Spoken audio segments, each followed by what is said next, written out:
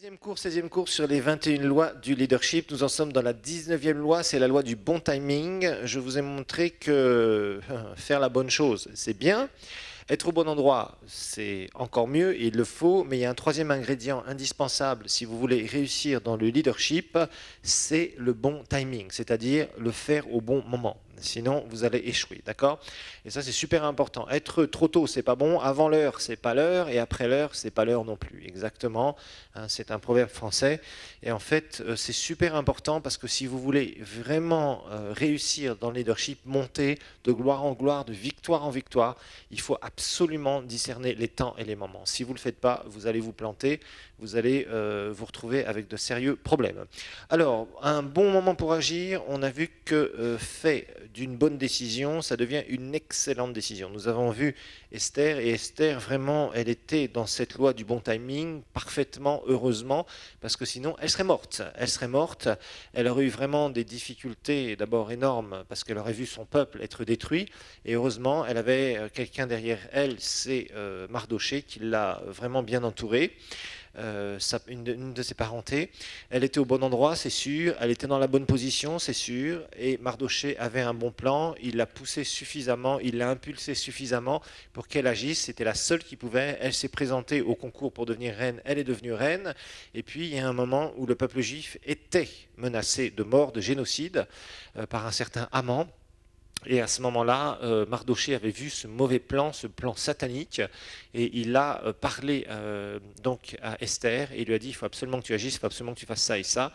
Et elle est venue devant le roi, elle a risqué sa vie de venir devant le roi, et à ce moment-là, le roi l'a accepté et il lui a demandé qu'est-ce qu'elle voulait et en fait elle lui a expliqué que est-ce que tu veux que je meure quoi et le roi lui a dit mais surtout pas etc. Et en fait Esther lui a expliqué certaines choses et il y avait Haman, donc elle a fait un dîner avec Haman, le roi avec Haman, et elle a dénoncé le plan d'Haman. Et à ce moment-là, tout a été déjoué, mais le roi avait déjà promulgué des lois et il ne pouvait pas revenir dessus. Donc il a simplement donné aux Juifs le pouvoir de se défendre. Donc personne ne les a attaqués. Si on attaquait un Juif, le Juif avait le droit de se défendre. Donc ça a arrêté toute initiative de génocide. Et on a vu, troisième principe, quand un leader ne saisit pas le bon moment, il mine le terrain de son leadership. Et ça, c'est très, très, très important. Si vous êtes dans le leadership, vous devez avoir une habileté. Mais cette habileté doit être faite au bon moment. C'est-à-dire, vous amenez les choses à se produire. L'habilité, c'est amener les choses à se produire. Mais pour amener les choses à se produire, il faut absolument être dans le bon timing. Ça, c'est super important. Donc voilà ce qui peut arriver. Si vous n'êtes pas dans le bon timing, ben, vous risquez d'être parmi la foule. C'est-à-dire que vous allez être complètement dépassé par les événements, vous allez subir ce que les autres subissent. Voilà. Ensuite, Dieu vous remplacera parce que Dieu cherche des gens qui sont habiles, qui sont efficaces, qui écoutent sa voix et qui ont la foi. Et bien sûr, dans le bon timing, il y a un élément de foi, il ne faut pas se le cacher, ça va ensemble.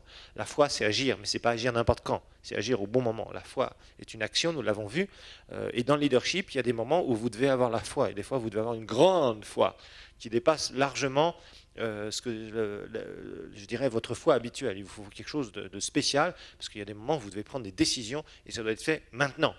Donc il faut motiver les gens, leur dire non, il faut qu'on fasse ça, il faut qu'on le fasse maintenant. Et les gens vous disent waouh, mais est-ce que vous êtes sûr? Est-ce que il y a des gens des fois qui ont peur quand vous prenez des décisions et vous dites si on va le faire. Et quand vous le faites, vous êtes dans le bon timing, paf, vous passez l'obstacle d'une façon incroyable et ça c'est super. Mais si vous le faites pas, Dieu vous remplacera par quelqu'un d'autre. C'est pas que Dieu se repent de son appel ou de ses dons, mais c'est que Dieu a besoin de faire avancer les choses. Il cherche des gens. Les gens disponibles, les gens qui sont prêts à foncer là où il faut foncer, tout simplement. Ensuite, vous allez louper plein d'opportunités. Et ça, c'est mauvais parce que louper des opportunités en leadership vous amènera à avoir un leadership qui est minable au bout d'un certain temps. Les gens vont plus vous suivre, etc. etc. Il y a un risque, c'est clair. Il faut prendre des risques en leadership. Il y a des moments où on prend de très bons risques et ça marche bien. Il y a des moments où on prend de mauvais risques et on perd. On a des moments difficiles, mais peu importe. Il faut bouger parce que même si Esther si elle n'avait pas bougé, elle aurait pris plus de risques à ne pas bouger. Si elle n'avait pas bougé, elle aurait été détruite avec tout le peuple d'Israël, elle aurait été assassinée aussi. Et croyez-moi qu'à Haman, on aurait bien profité, tout simplement. Mais en fait, Ce risque doit être pris, mais pas n'importe comment. Donc, ça vient au quatrième principe que nous avons vu. On pourrait passer à côté de la mission de notre vie, ça c'est clair. Il n'y a pas de risque zéro, c'est clair. Il n'y a pas de risque zéro. Il faut savoir prendre des risques, mais il faut savoir prendre des risques dans les temps de Dieu. Tu sais le faire à ce moment-là, et ça s'apprend. Et de plus en plus, on apprend à prendre de plus grands risques. C'est la marche par la foi, mais au niveau leadership, avec une vue sur le leadership. Il y a des moments où tu dois prendre des risques, tu vas monter d'un seul coup, et hop, tu prends un autre risque, et tu vas continuer de monter, et tu vas apprendre justement à utiliser le risque je dirais, à ton avantage. Ne pas avoir peur, parce qu'il y a des leaders qui ont peur, il y a des leaders qui ne veulent pas prendre de risques, il y a des leaders, ils se méfient, ils se disent non, si jamais je commence à faire ça, qu'est-ce qu'on va penser? Et si on loupe? Et si, peu importe. Il faut apprendre dans le leadership à s'interdire de louper. Je vous le rappelle, il faut avoir cet esprit de victoire, c'est la loi de la victoire, on l'a vu. Il faut qu'un leader sache marcher victorieusement, et pour marcher victorieusement, il y a des risques à prendre. Voilà, tout simplement. Quatrième principe maintenant, il y a la bonne saison pour toute chose. Il y a la bonne saison pour toute chose.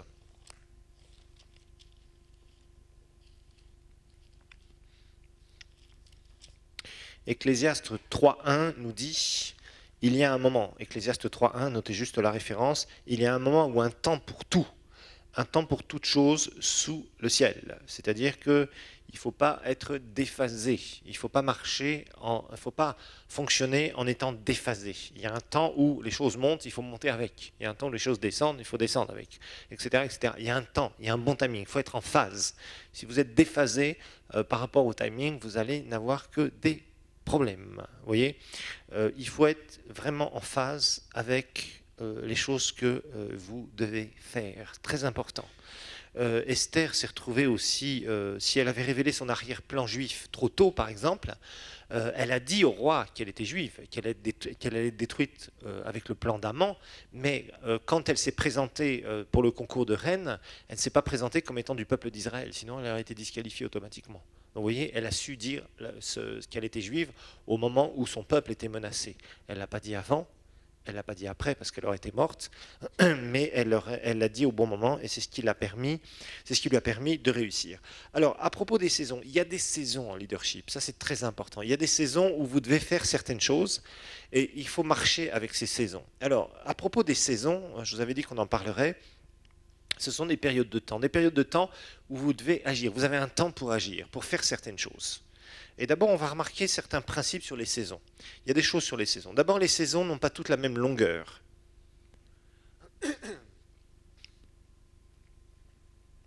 D'abord, les saisons. Donc, des remarques sur les saisons. Les saisons n'ont pas toutes la même longueur.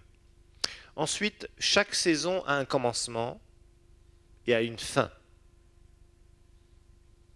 Donc, les saisons n'ont pas toutes la même longueur. Deuxième chose sur les saisons, chaque saison a un commencement et a une fin.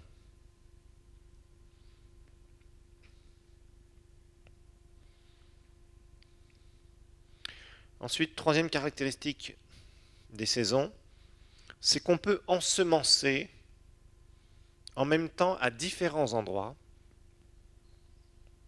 On peut ensemencer en même temps à différents endroits, mais on pourra moissonner pas partout en même temps. C'est-à-dire que la moisson se fait à des moments différents selon les endroits différents. On peut ensemencer en même temps à différents endroits, mais ça ne veut pas dire que la récolte se fera en même temps. C'est-à-dire qu'il y aura des moments où tu vas récolter ici, il y a d'autres moments où tu récolteras là, etc., etc., etc. Et ensuite, chaque saison doit être gérée correctement. Chaque saison doit être gérée correctement pour produire le plus possible. Chaque saison doit être gérée correctement pour produire le plus possible.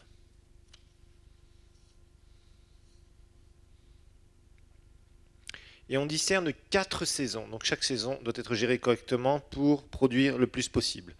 On discerne 4 saisons dans la vie d'un leader.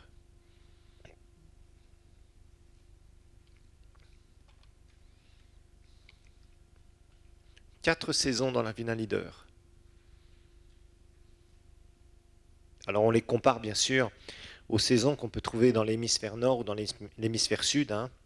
On a l'hiver, on a le printemps, on a l'été et on a l'automne. Donc on va faire des analogies. C'est-à-dire qu'on va prendre ces images-là pour comprendre comment ça se passe dans la vie d'un leader. La première saison, c'est l'hiver. L'hiver, c'est un temps pour planifier.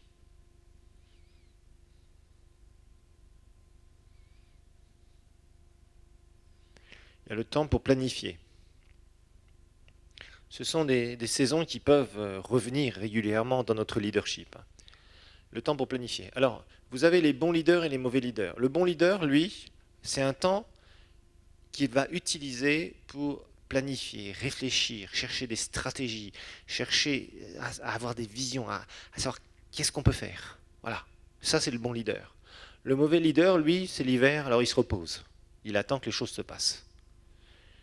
Et ça, c'est vraiment deux types de leaders qu'on trouve dans ces moments-là. Il y a des moments où tu n'es pas productif, tu as des moments où tu ne s'aimes pas, tu as des moments où tu es là, mais plutôt que de ne rien faire. Le mauvais leader, ça attend, il est oisif, c'est-à-dire qu'il ne fait rien. Il attend que les choses se passent. Le bon leader, lui, il est en train de prier, de chercher la face de Dieu, de mettre des stratégies en place, de voir qu'est-ce qu'il va faire. Ça, c'est une saison particulière. Ensuite, il y a la saison du printemps. Et là, c'est pour semer. C'est le temps des semailles.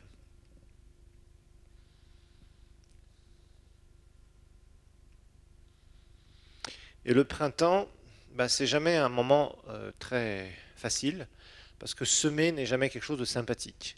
Alors, le mauvais leader, lui, il se repose, il attend encore que les choses se passent. Le bon leader, lui, il prépare son avenir. Il sait que ce qu'il va mettre là, c'est ce qu'il récoltera dans les saisons qui vont se passer après, les saisons postérieures. Il sait très bien. Le bon leader, lui, il est là, il commence à implémenter les idées, à chercher les personnes, à préparer les finances, etc. etc. Donc il prépare tous ces trucs-là parce qu'il sait une chose, c'est qu'il y a un moment où il va devoir récolter et il ne récoltera pas au-delà de ce qu'il a semé. Le bon leader, c'est ça. Ensuite, il y a l'été. Et l'été, c'est vraiment la saison pour travailler dur. Quand vous avez un bon paysan, il a semé, les plantes ont commencé à bien pousser, les fruits commencent à se voir mais ils sont verts, mais il continue à s'occuper, à travailler dur, parce qu'il sait que sa récolte va venir, mais c'est un moment difficile, c'est un temps où il fait chaud, c'est un temps où il faut continuer à bosser, à se donner pour la cause, pour la vision. Ce n'est pas encore le temps des récoltes. Celui qui est mauvais leader, lui, c'est un temps où il oublie le travail, il n'a pas déjà fait grand-chose, mais il continue. Il pense toujours. Les mauvais leaders pensent que les choses vont se passer d'elles-mêmes. C'est ça le problème de beaucoup de leaders. Beaucoup de leaders pensent que... Et par exemple, des leaders spirituels, ils sont là, ils sont tranquilles, ils font leurs petits trucs, ils vivent leur petite vie tranquille. Ils ne comprennent pas que s'ils veulent réussir, ils doivent travailler dur. Moi, je vois par exemple, je prends souvent l'exemple du pastorat parce que vous êtes dans un institut biblique, mais je vois beaucoup de pasteurs qui sont oisifs. Ils attendent que les choses se passent. Ils pensent que d'un seul coup, Dieu va leur envoyer le réveil. Boum. Mais qu'ils n'ont rien à faire de spécial. Ils doivent attendre que les choses se passent. C'est faux, complètement faux. Il va falloir qu'ils travaillent dur. Et quand Dieu va voir leur fidélité, leur ardeur au travail, c'est là où Dieu va les rencontrer. Mais sinon, Dieu ne rencontre pas des gens qui sont fainéants. Ça, je tiens à le dire. Que ce soit dans le ministère ou que ce soit dans d'autres visions où le Seigneur vous appelle à une destinée particulière, Dieu ne rencontre pas les gens fainéants. Vous pouvez lire dans les Proverbes, vous verrez que Dieu condamne l'oisiveté et la fainéantise. Et souvent, les gens sont improductifs, sont stériles, que ce soit dans le monde spirituel ou dans le monde naturel, parce qu'ils n'ont pas cette ardeur au travail. Et quand c'est l'été, un leader va bosser dur. Celui qui est mauvais leader, il fait chaud. Donc quand il fait chaud, on se repose, on attend, on prend des vacances. Et ce sont des gens après qui se plaignent que leur leadership ne fonctionne pas. Ce qu'ils sont en train de faire, ça ne marche pas. Et ce sont eux qui blâment les circonstances, le diable quand ils sont sauvés, les chrétiens, les gens qui sont autour d'eux. Enfin, ils trouvent tout un tas d'excuses. Et ça, ce sont les mauvais leaders. Si Dieu nous a donné une vision, c'est pour qu'on réussisse dans le leadership. Maintenant, ces saisons-là sont obligatoires. On va passer par ça et ça va être dur. Ensuite, il y a l'automne. Alors l'automne, c'est la saison de la production. La saison de la production. Alors le mauvais leader, il a des regrets. Il se dit, ah, si j'avais su, ah, mais l'autre, j'ai entendu dire que. Il a des jalousies aussi. Il est jaloux de l'autre qui réussit. Mais l'autre qui réussit, il en a payé le prix. Il a planifié pendant que c'était l'hiver. Il n'était pas là en train de dormir, en train d'attendre que les choses se passent, ou que Dieu lui amène tout sur un plateau. Il a semé durement, celui qui a réussi. Il a semé, semé, semé. Et pendant les moments où il faisait chaud, au moment où c'était difficile, les moments où il y avait des pressions, il a travaillé dur. Et le mauvais leader, il voit les autres qui réussissent. Et là, il a des regrets. Il y a beaucoup de leaders qui ont des regrets. Si j'avais su, si, ben c'est trop tard. C'est trop tard. Tu es hors saison. Il va falloir attendre une nouvelle, je dirais un nouveau cycle de saison. Et parfois, ça demande du temps. Des fois, vous perdez des années à faire ça. Parce que vous êtes passé à côté d'opportunités divines. Que d'autres ont su saisir. Et ça, c'est dommage. Par exemple, je le vois dans le business. Dans le business chrétien, il y a beaucoup de choses à faire. Mais je vois aussi beaucoup de gens qui passent à côté d'opportunités. Il y a des saisons particulières. Et les gens attendent. Ils passent à côté. Souvent les chrétiens. Sous des prétextes spirituels. Par contre, c'est ça qui m'agace le plus. Ils sont tout le temps en train de prier. Et ils n'agissent jamais. Ils ne se mettent jamais à l'ouvrage. Ils attendent que Dieu amène tout. Ça ne marche pas comme ça. Non. C'est vrai que là, côté prière, tu vas recevoir. Ça, c'est le temps de l'hiver. Tu vois, tu reçois ce que le Seigneur veut que tu fasses. Ok, Seigneur, j'ai compris maintenant le message. Qu'est-ce qu'il faut, comment il faut le faire, etc. Ils cherchent Dieu. Ils commencent à mettre des stratégies, des choses en place. Puis après, ils vont se mettre à l'ouvrage, durement. Et ils vont persévérer. Et pendant l'été, ça va être très dur encore. C'est les pressions. Ils n'auront pas encore récolté. Il y aura des choses qui ont l'air de dégringoler, mais ils continuent à bosser dur. Et puis, le moment où ils récoltent, là, c'est super. C'est là où on se réjouit. Un bon leader, quand il récolte, il se réjouit, il célèbre.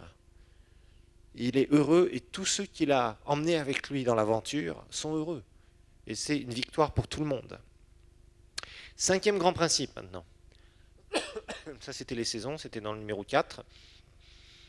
Cinquième grand principe, un bon discernement précède de bonnes décisions. Un bon discernement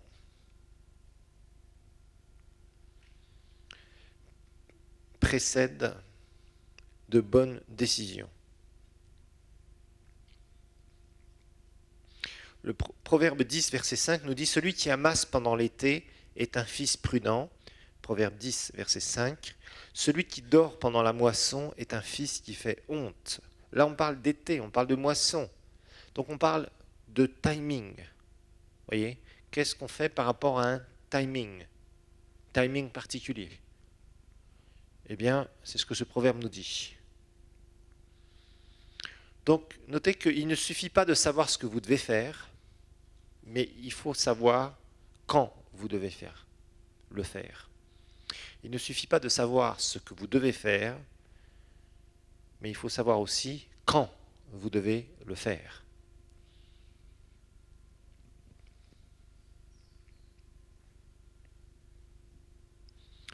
Il ne suffit pas de savoir ce que vous devez faire, mais il faut aussi savoir quand vous devez le faire. Alors voilà quelques conseils pour discerner les temps, parce qu'il faut savoir discerner les temps. Parfois, ce n'est pas évident au départ. Quelques conseils pour discerner les temps et les moments pour agir.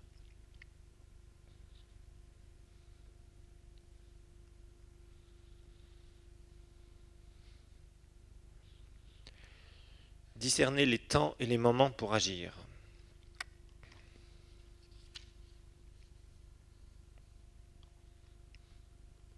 Quelques conseils. D'abord, les besoins autour de vous. Regardez les besoins autour de vous. Quand vous êtes leader, vous devez répondre aux besoins des gens. Un leader qui est complètement à côté tout le temps des besoins des gens, c'est un leader qui va échouer. Donc vous regardez et vous posez aussi des questions aux gens. Qu'est-ce que les gens attendent de vous? Quels sont leurs besoins du moment, etc., etc. Donc ça déjà, ça peut vous donner une idée sur le timing. Quoi faire et le bon timing. Donc tout ça c'est important, vous voyez? Parce que vous dirigez des gens, donc des gens ont des besoins. Par exemple, dans une église, il y a des choses, des fois, qui sont opportunes à faire, et d'autres fois, ce n'est pas du tout opportun. Et ça va dépendre. Il y a des moments où des gens ont certains besoins par rapport à certaines choses. Ils sont là, c'est un peuple que vous dirigez en tant que pasteur, et il y a un moment où il y a un besoin particulier. Ça peut être par exemple un besoin de connaître les choses de l'esprit profondément. Donc il va falloir enseigner sur ça, prêcher sur ça, encourager les gens sur ça. Des fois, ça va être un besoin financier, où les gens n'ont pas de révélation sur les finances. Des fois, ça va être sur la santé divine. Des fois, ça va être sur le caractère, sur certains points de caractère, etc., etc., etc. Il y a des temps particuliers. Et il faut interroger les gens parfois. Il faut voir avec eux. Puis d'un coup, vous dites, waouh, il y a un besoin, je ne comprenais pas qu'il y avait un tel besoin parmi le peuple de Dieu. Et vous faites les choses. Des fois, c'est des besoins, par exemple, des gens qui réussissent dans le marketing ou dans certains produits. Vous savez que la plupart des gens, c'est simplement une idée par rapport à un besoin. Des fois même, ils sont tellement forts qu'ils ont réussi à créer un besoin chez les gens. Terrible. Ils vous disent, vous avez absolument besoin de ça. Et au début, les gens disent non, puis au bout d'un moment, tout le monde l'achète. C'est bizarre. Enfin, il y a des gens qui sont experts dans ce domaine-là. Ils sentent, ils ont un flair terrible. Ils créent un besoin chez les gens, hop, ils y répondent et paf. Ensuite, les opportunités devant vous. Les opportunités devant vous. Il y a quelqu'un qui a dit que toute situation proprement discernée est une opportunité. Waouh. Toute situation, donc les opportunités devant vous. Quelqu'un a dit toute situation proprement discernée est une opportunité. Et ça, les opportunités, c'est quelque chose qui est très important. Il y a des fois des choses qui sont devant nous. Par exemple, il y a des gens qui voient des problèmes en se disant « Ah, encore un autre problème ». Un bon leader dira « Une bonne opportunité d'amener une solution ». Vous voyez la différence, c'est une question de mentalité. Souvent, les gens vous diront « Non, ça c'est un problème encore ». Le bon leader dira « Non, non, ça c'est une très bonne opportunité pour amener une solution et amener les gens à comprendre quelque chose. » Et paf, ça c'est l'art du leadership. Il y a des gens qui sont comme ça. Super, les très bons leaders font ça. Ils ne disent jamais, il y a un problème qui est là, comment on va faire? Non, ça c'est pas le bon leadership. C'est dire, non, non, non, il y a une très bonne opportunité qui va s'ouvrir devant nous au travers de la réponse qu'on va apporter à ce problème. Et ça, quand quelqu'un est comme ça, il a toujours des occasions d'amener d'autres personnes quelque part et de les amener plus haut, de les amener à réaliser un certain nombre de choses. Okay. Ensuite, numéro 3, donc ce sont des conseils, je vous rappelle, pour discerner les temps et les moments. Numéro 3, ceux qui vous influencent par derrière. Ceux qui vous influencent par derrière. Ça, c'est votre cercle d'intime. Le cercle, les gens proches. Vous vous rappelez le cercle proche. Ces gens que vous allez interroger. Vous allez leur demander, tiens, bon, on va faire ça. Mais j'ai besoin de votre feedback, j'ai besoin que vous me parliez par rapport à ça. Ça, c'est très important aussi. Rarement, un leader va dire « je sais ce qu'il faut faire » et tous les gens autour de lui vont lui dire, ses proches conseillers vont lui dire « non, non, non, non, surtout faisons pas ça », il va le faire et il va réussir. C'est rare. Ça arrive, mais c'est rare, il faut le dire. Si Dieu a placé des gens autour de nous, ce sont des gens aussi qui sont sensibles et qui sont capables de nous conseiller. Donc, c'est bien de les interroger. Il ne faut pas toujours les écouter, parce qu'il y a parfois des gens que vous pensez être vos bons conseillers qui finalement ne vous donnent pas les meilleurs conseils. Parce qu'ils ont peur, parce qu'ils ne savent pas prendre de risques, etc., etc. Ça arrive aussi. Mais en général, si vous avez une bonne équipe de gens proches, vous leur dites, voilà, on va faire ça, et qu'est-ce que vous en pensez? Vous les écoutez. Et des fois, ils vous donneront de très bons conseils, et ça vous aidera à peut-être corriger un peu la façon dont vous vouliez faire les choses, ou légèrement le timing. Oui. Donc ça c'est important. Mais quand les gens sentent les choses aussi, parce que s'ils sont chrétiens, ils ont l'Esprit de Dieu. S'ils sont proches de vous, c'est que normalement vous les avez choisis. Et normalement vous faites équipe avec eux, sous votre leadership. Et ces gens-là, normalement, ils doivent être capables de vous dire, non, ok, ça serait peut-être bien si on faisait ça, on doit juste un peu attendre parce qu'il va y avoir telle et telle chose qui va se produire, c'est peut-être un élément intéressant, vous les écoutez, tac, tac, tac, et d'un seul coup, vous sentez que les choses sont bien, et paf, vous partez, et vous réussissez ensemble. Ensuite, quatrième chose, inspirez-vous des succès passés. Inspirez-vous des succès passés. Ça, c'est important. Vous avez agi un jour, vous avez réussi parce que c'était le bon moment et vous vous rappelez de ça. Parce que sinon, vous aurez peur de prendre des risques plus grands. En leadership, les risques deviennent de plus en plus grands. C'est normal. Parce que vous grandissez normalement. Donc, inspirez-vous de cela. Ensuite, le courage. Le courage.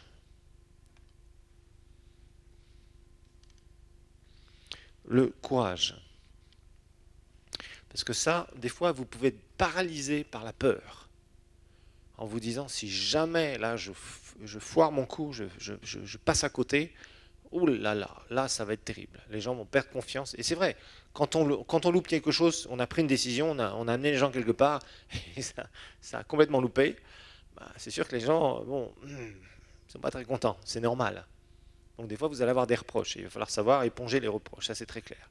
D'accord? Mais il n'y a pas de secret, il y a une dose de courage que vous devez avoir, et cette dose de courage aussi, vous allez la ressentir quelque part. Si vous êtes vraiment dans le bon timing de Dieu, vous allez ressentir que c'est ça, la foi va continuer à germer en vous, et clac, au moment où vous commencez à agir sur cette décision-là, au bon moment, c'est extraordinaire, vous sentez la puissance de Dieu, la présence de Dieu, et d'un coup, pouf, les gens qui se mettent à dire, mais oui, c'est exactement ça, on est ensemble et on va faire les choses ensemble, et ils vous aident d'une façon extraordinaire, vous le faites et vous réussissez, alors que ça paraissait être une montagne au départ. Voilà, 20e loi maintenant. 20e loi, on va voir la loi de la croissance explosive. Après avoir fini avec la loi du bon timing, nous allons voir la loi de la croissance explosive. La loi de la croissance explosive, c'est aussi une loi très importante en leadership. La loi de la croissance explosive. Alors là, on va parler d'être leader. Je vous avais touché quelques mots là-dessus. Je vous ai montré, d'ailleurs c'est ce qu'on va étudier là, c'est que la plupart des leaders se concentrent à former des suiveurs. La majorité des leaders font ça. Et c'est là où ils se plantent parce qu'ils vont ajouter. Et si on veut multiplier en leadership, eh bien, il va falloir se concentrer sur les leaders qu'on va former. Et des leaders qui vont former des leaders. Et c'est là où on va avoir de plus en plus d'influence. Ce qui n'est pas facile à faire. Et on va voir certaines lois, enfin, on va voir des détails pardon, sur cette loi, des principes sur cette loi de la multiplication, plutôt que de l'addition. Donc, premier principe, pour ajouter, c'est-à-dire pour faire le signe plus si vous préférez, l'addition, pour ajouter ou additionner, former des suiveurs. Pour multiplier, former des leaders.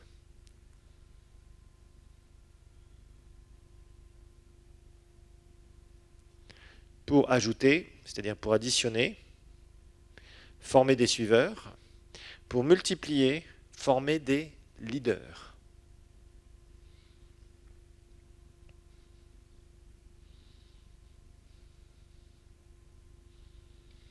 Alors en fait, c'est un principe de leadership qui est très important. C'est la croissance explosive. Si en tant que leader, vous formez des suiveurs, ça veut dire que vous additionnez des gens. Vous additionnez des gens à votre influence, à votre vision. Si, en tant que leader, vous commencez à former des leaders, vous allez multiplier dans votre vision. Qu'est-ce que je veux dire par là? C'est très simple. Si vous formez 10 suiveurs, vous avez ajouté à votre organisation 10 personnes. Si vous avez formé 10 leaders, qui eux-mêmes vont former 10 suiveurs, vous avez ajouté à votre organisation 100 personnes. Voilà. Principe simple, mais très important en leadership. Et c'est là où on va voir justement la difficulté, il faut dire ce qui est, de former des leaders. Parce qu'actuellement, il y a beaucoup d'enseignements sur le leadership. J'en parlais récemment avec des pasteurs. Je me suis vu avec des pasteurs il y a quelques temps qui venaient de différents pays. Et en fait, on en parlait. Et très souvent, c'est le problème qu'il y a. C'est que former des leaders, c'est pas avec un séminaire ou un cours sur le leadership qu'on forme des leaders. Former des leaders, ça va prendre du temps. Aujourd'hui, il y a des séminaires sur le leadership, c'est très bien. 3 semaines de séminaire sur leadership et on a dit on a formé 100 leaders. Je suis désolé, on n'a pas formé 100 leaders. On a donné une petite formation à 100 leaders. Parce que pour former des leaders, ça demande des années. Par exemple, un pasteur, s'il veut former un autre pasteur, il en a pour des années. C'est pas simplement lui dire viens dans un institut biblique ou dans une école biblique ou aie un diplôme de théologie et tu seras pasteur. Ça c'est bien pour le côté académique. Mais c'est pas pour la formation du mentoring, la réelle formation, ça va être aussi sur place. Ça va être le caractère, ça va être la façon dont la personne va se développer dans sa prédication, ça va être la façon dont la personne va conseiller les gens, etc., etc. Vous allez le former. Et ça prend du temps. Ça prend énormément de temps. Et ce n'est pas facile. Alors, si vous voulez avancer dans le leadership, c'est clair. Il va falloir vous concentrer sur la formation des leaders. Mais vous ne pourrez jamais le faire au début. Les leaders qui, au départ, veulent former des leaders, ça ne marche pas. Il faut d'abord faire des suiveurs, et parmi ces suiveurs, il va falloir repérer des leaders potentiels, puis les former, et eux-mêmes, une fois qu'ils seront bien lancés, ils vont former d'autres leaders, etc., etc. Donc voilà, c'est comme ça que ça fonctionne si vous voulez vraiment développer quelque chose de très fort. Ça peut être une société, ça peut être une église, ça peut être différentes organisations, ça peut être partout dans le leadership. Partout dans le leadership, c'est le même principe. Et ça va amener, si vous arrivez à comprendre ce principe et à mettre en pratique ce principe, ce qui n'est pas facile, qui demande des années aussi, eh bien à ce moment-là, vous allez subir une croissance explosive. Très très forte. Si vous n'arrivez pas à faire ça, eh bien la croissance sera très limitée. Donc l'influence. Rappelez-vous que le leadership, l'essence du leadership, c'est quoi? C'est l'influence. Vous vous rappelez de ça, on l'a étudié ensemble. Et plus, vous pourrez être beaucoup plus influent si vous formez des leaders. Mais ça ne se forme pas en 2 jours, je tiens à vous le dire. Okay, donc le premier principe qu'on a vu, c'est si vous voulez ajouter, vous formez des suiveurs. Si vous voulez multiplier, vous formez des leaders qui eux-mêmes vont former des suiveurs. Le mieux, c'est, comme nous allons le voir, que des leaders, vous formez des leaders qui vont former des leaders eux-mêmes et qui vont amener des suiveurs. Là, ça devient beaucoup plus important parce que vous faites une pyramide en quelque sorte. Deuxième grand principe, les leaders qui développent des leaders, c'est égal à une croissance explosive pour leur organisation, bien sûr. Les leaders qui développent des leaders égale une croissance explosive.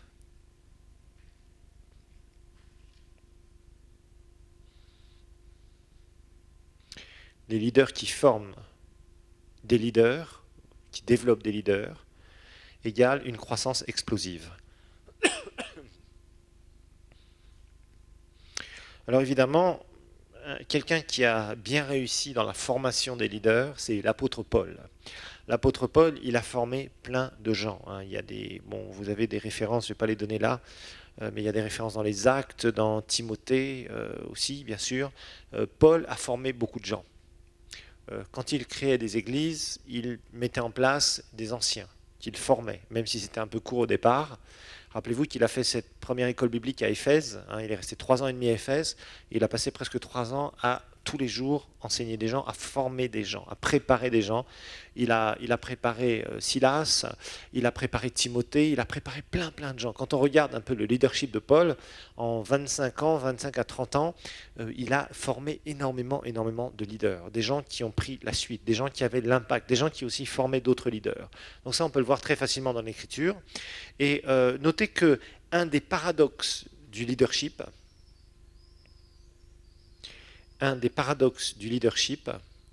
c'est de se concentrer sur un petit noyau.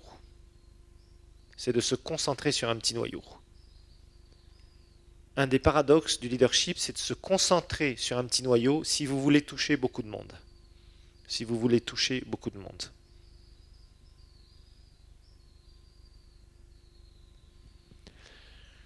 Pour dire ça d'une autre façon, c'est que si vous pensez grand, il va falloir vous focaliser sur un certain nombre de personnes très limitées. C'est étonnant ça. Donc si vous pensez grand, donc vous voulez réaliser grand, il va falloir vous focaliser sur un petit noyau de personnes, mais que vous allez bien former, qui eux-mêmes vont faire tout un travail. Et ça, c'est un des paradoxes du leadership, contrairement à ce qu'on peut penser.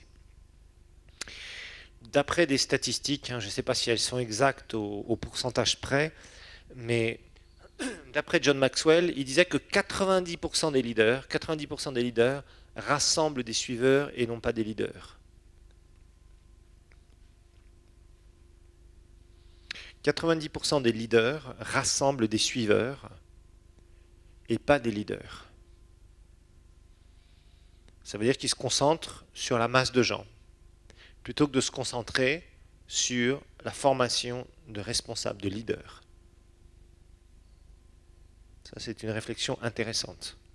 Je ne sais pas si le pourcentage est super exact. Je sais que les Américains aiment bien les chiffres précis, les pourcentages, les statistiques.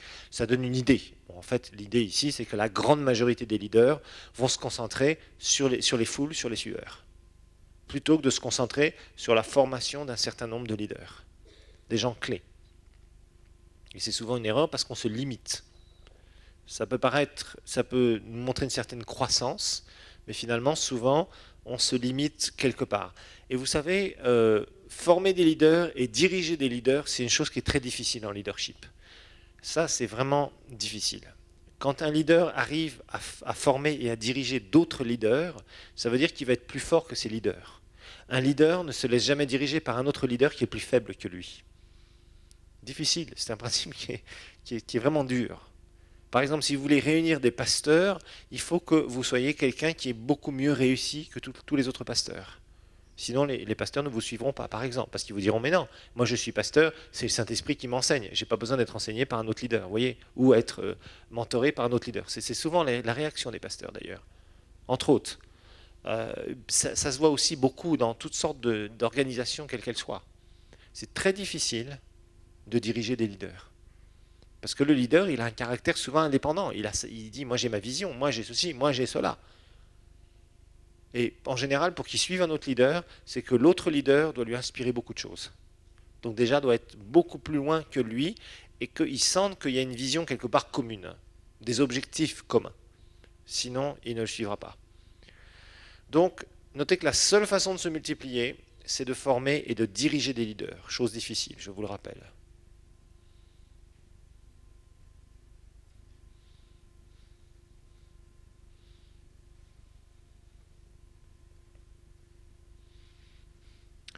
La seule façon de se multiplier est de former et de diriger des leaders, ce qui n'est pas chose facile, je vous le rappelle.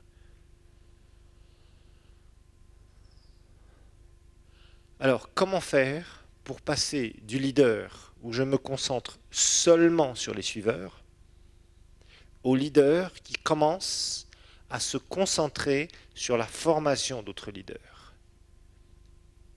Il y a certaines clés, il y a certaines choses à faire. Donc comment faire, hein? Je veux passer du leader classique, le leader classique qui dit, moi, je veux des suiveurs, je veux des gens qui suivent ma vision, je veux des gens qui sont là, on va à gauche, tout le monde va à gauche, on va à droite, tout le monde va à droite, c'est moi qui dirige. Ok. À quelqu'un qui dit, non, je vais commencer à changer ma mentalité de leader. Parce que vous savez, les leaders, ils doivent changer beaucoup leur mentalité s'ils veulent un bon parcours de leadership. Ce qui n'est pas chose facile pour un leader. Parce qu'un leader, il a la tête dure, il a le crâne dur. Ça veut dire qu'il veut absolument réussir avec sa façon de voir les choses. Et parfois, on a des idées qui sont fausses, même trop souvent, surtout quand on démarre dans le leadership. Et puis après, quand on arrive à un certain niveau de leadership, on pense que parce qu'on a vécu difficilement, je le vois par exemple, je reprends encore l'exemple du ministère, mais par exemple un leader qui a démarré dans des conditions très difficiles, qui au bout d'un moment a réussi à percer, un pasteur, il aura tendance à s'enfermer sur lui-même, parce que souvent il aura eu des difficultés avec les autres églises. Les autres pasteurs ne l'auront pas accepté facilement, etc., etc. Ils se seront sentis en concurrence, etc. Il y a beaucoup de choses dans le ministère, beaucoup de trucs bizarres parfois, que des gens vivent, ou des gens pensent, les uns vis-à-vis des autres. Et au bout d'un moment, par exemple, ce pasteur commence à percer, à bien réussir. Bien, quand il aura bien réussi, il aura créé autour de lui très souvent une forteresse. Parce qu'il aura réussi par lui-même. Il n'aura pas réussi avec les autres pasteurs qui l'auront aidé, mais il aura réussi par lui-même. Donc il se sera créé sa propre forteresse et dira, mais de toute façon, j'ai réussi, donc je n'ai pas besoin des autres. Voyez? Et souvent, c'est un piège.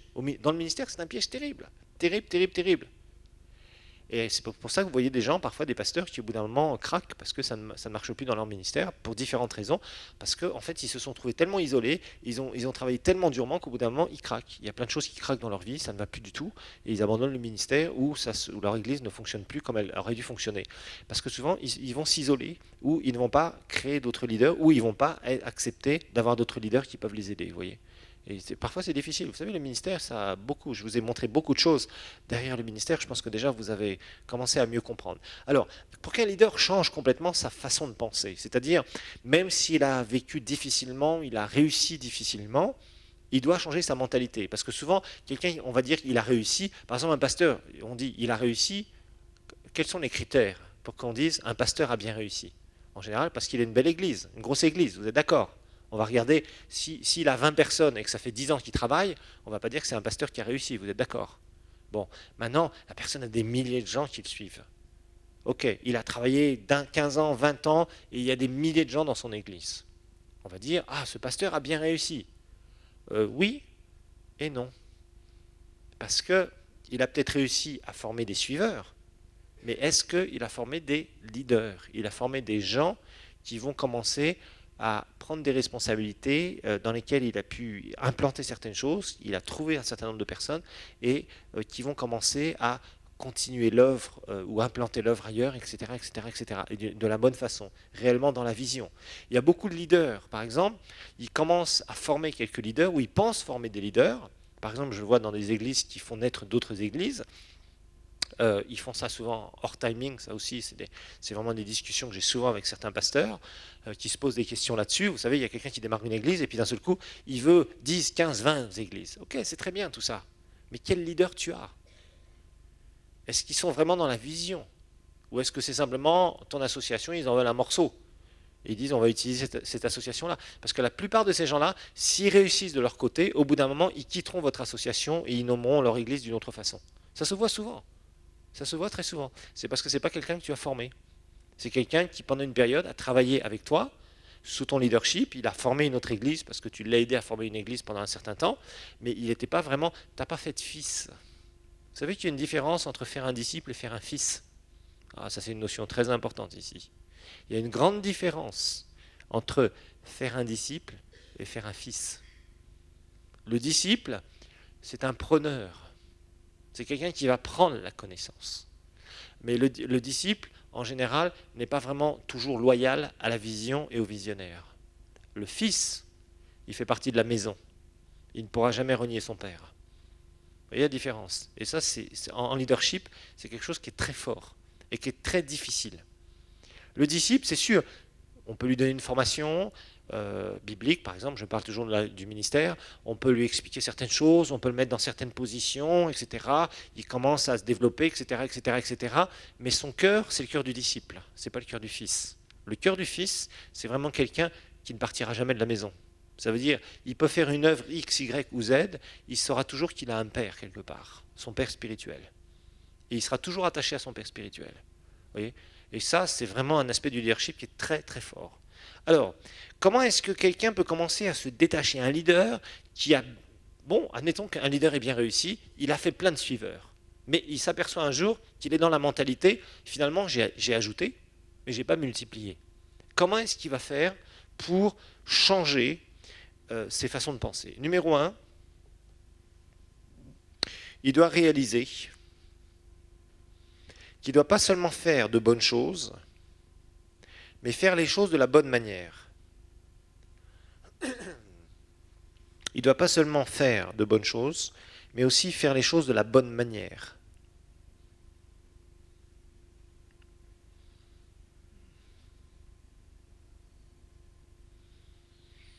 Il y a des choses à faire pour attirer des leaders potentiels. Ça, c'est quelque chose qu'il faut découvrir.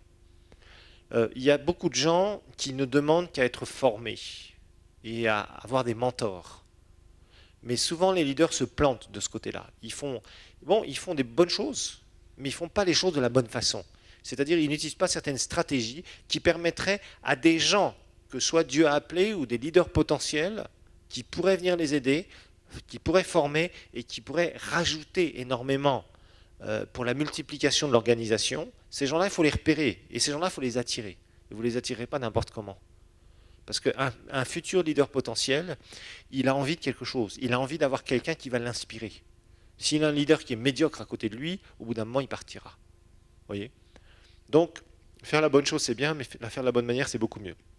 Numéro 2, ne pas seulement mettre la priorité sur un agenda, mais gérer ses priorités correctement. Ne pas mettre la priorité sur un agenda, mais gérer les bonnes priorités. Ne pas seulement mettre la priorité sur un agenda, mais gérer les bonnes priorités. Ça, c'est quelque chose aussi qui est difficile. Parce qu'un leader, c'est quelqu'un qui est pris quelqu'un qui commence à avoir pas mal d'influence, mais qui n'a que des suiveurs, il a un agenda qui est rempli.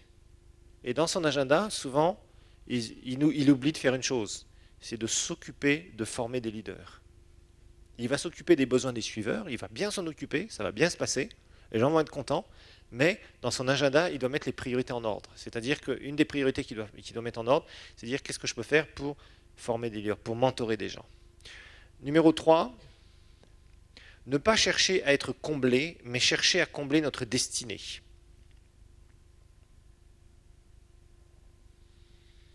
Ne pas chercher à être comblé, mais chercher à combler notre destinée. Et ça, souvent, c'est le problème de certains leaders qui font des suiveurs. Ils sont contents, ils sont très comblés parce qu'il y a beaucoup de gens qui les aiment bien, qu'ils ont bien influencé. D'accord.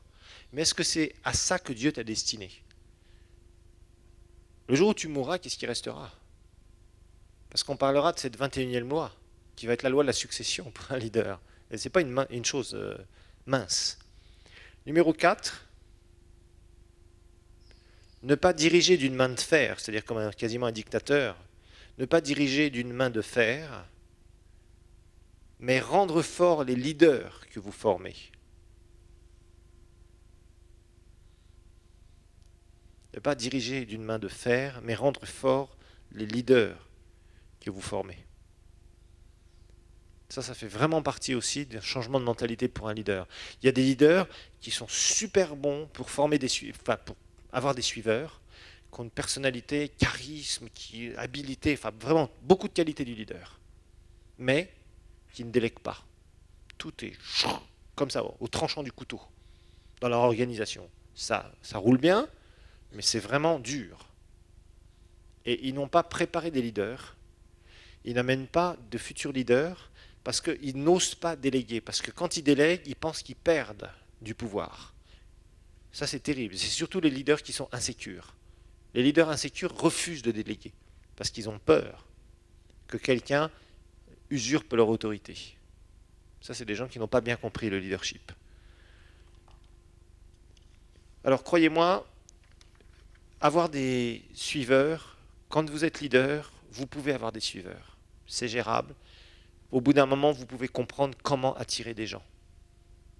Maintenant, vous serez limité parce que vous ajoutez. Donc, même si vous avez 2, 3 000, 4 000, 5 000 personnes dans une église, bon, c'est bien. Mais quels sont les leaders que vous préparez? C'est ça qui est important. Et ça, c'est une question qu'un leader doit se poser. Il ne peut pas se la poser au début. Ce n'est pas possible. Soyons clairs. Ça demande des années. D'abord, il doit effectivement avoir des suiveurs. Parce que parmi ces suiveurs, il y a des leaders potentiels. Et ces leaders potentiels, il va devoir les repérer, les mentorer, les préparer, et eux-mêmes vont commencer à prendre des responsabilités que le leader va donner. Et après, eux-mêmes vont former d'autres leaders. Ok? Alors, numéro 3, troisième grand principe, notez que les bons leaders se dévouent, c'est-à-dire passent la majorité de leur temps, les bons leaders se dévouent aux activités et aux gens qui produisent une croissance explosive. Les bons leaders se dévouent, c'est-à-dire vraiment se donnent le meilleur d'eux-mêmes aux activités et aux gens qui produisent une croissance explosive.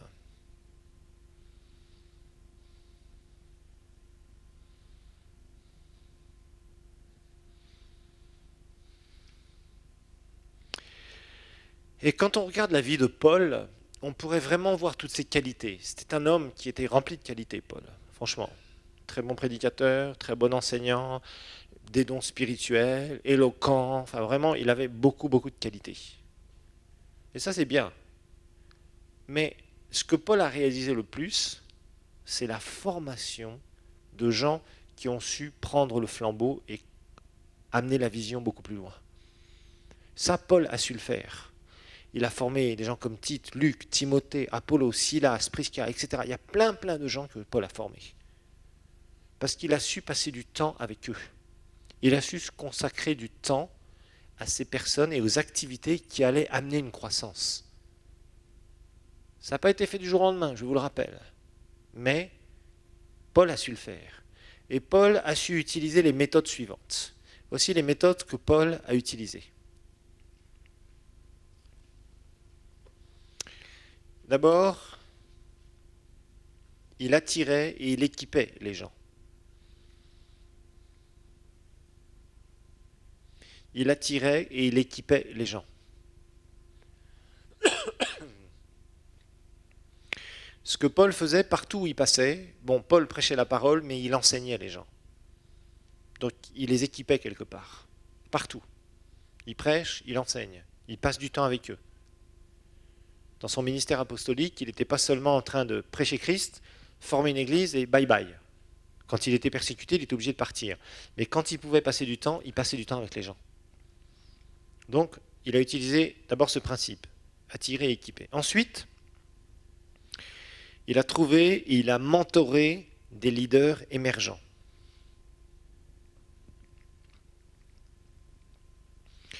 Il a trouvé et il a mentoré des leaders émergents.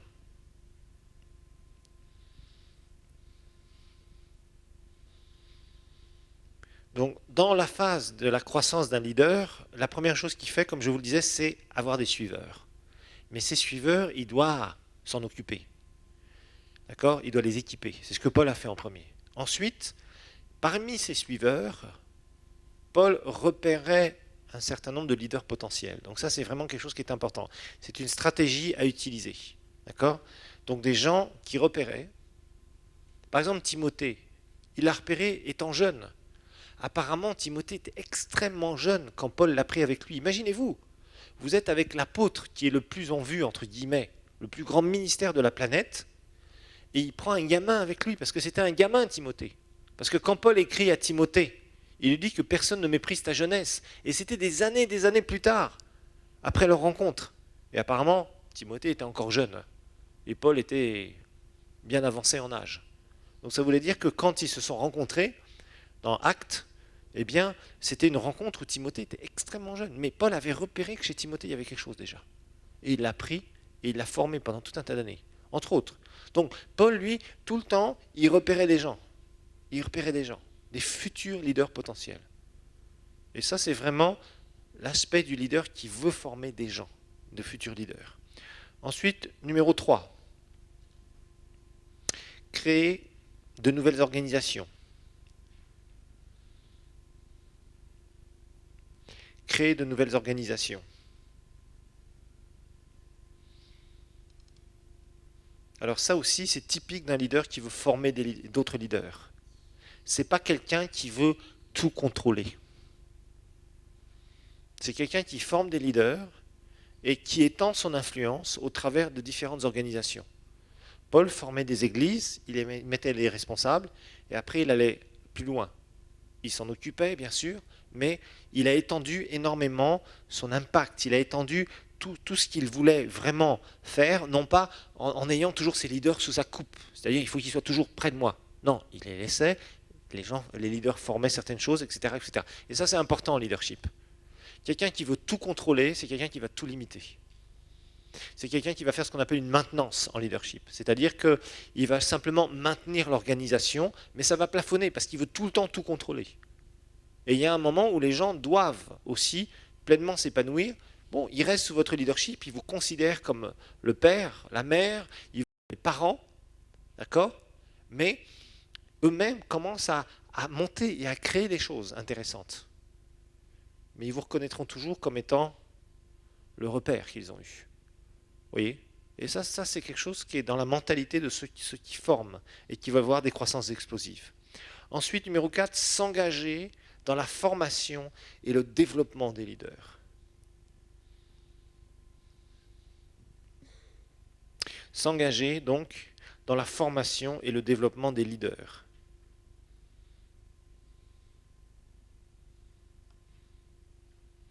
Et ça, c'est une consécration. C'est une consécration. C'est pas seulement faire un petit séminaire, bye bye, vous avez un petit diplôme de leadership, vous êtes mes leaders, ça n'a rien à voir. Paul, lui, passait du temps, il revisitait ces gens, ses responsables. Il priait pour eux. Il passait du temps à leur donner des formations, à revenir, à s'en occuper, à les corriger parfois, etc., etc. C'est l'objet des lettres qu'on voit.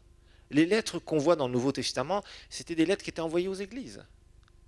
La plupart de ces églises, Paul les avait fondées. Ou en tout cas, il avait de l'influence sur ces églises, parce que ces églises, regardez Colosse. Colosse, il n'avait pas fondé l'église de Colosse, mais apparemment, Epaphras, il était dans l'école que Paul avait faite à Éphèse, apparemment. Même si Paul n'était pas le fondateur, qu'il n'avait pas été sur place. Mais directement, les leaders de l'église de Colosse, une église qu'il n'avait pas fondée, respectaient Paul, parce que Paul envoie une lettre très sérieuse, où il y a des paroles d'autorité, des paroles inspirées, etc., etc. Donc on voit que Paul avait toute une influence, mais il avait passé du temps. Pendant son ministère, pendant 3 ans, pratiquement 3 ans et demi, il s'arrête à Éphèse. Il s'arrête à Éphèse. Il ne continue pas à refonder plein d'églises, mais il a une influence importante. Les leaders viennent, ils sont formés, des gens que Paul connaissait, etc., etc. Donc il va consacrer du temps. Et il n'y a pas de secret. Si on veut former des leaders, ce n'est pas en 3 jours, ce n'est pas en 3 semaines, mais ça prend des années. Ça se fait sur des années. C'est des gens qu'on suit, des gens qu'on mentor, ce qu'on appelle, c'est-à-dire qu'on va suivre avec des choses à la fois pratiques, à la fois aussi académiques, etc. Mais on leur donne toutes les clés en main pour qu'eux-mêmes puissent réussir dans leur leadership. Ce qui n'est pas simple à faire, parce que ça demande de la consécration. En fait, vous vous donnez aux autres, mais vous ne vous donnez plus aux suiveurs uniquement, vous consacrez beaucoup de temps, beaucoup plus de temps aux leaders, futurs leaders que vous allez former. Et eux-mêmes vont former des suiveurs qui après, où ils vont repérer des leaders potentiels, et après vont continuer, etc., etc., etc. Et ça va être une croissance dite explosive. Voilà, que le Seigneur vous bénisse.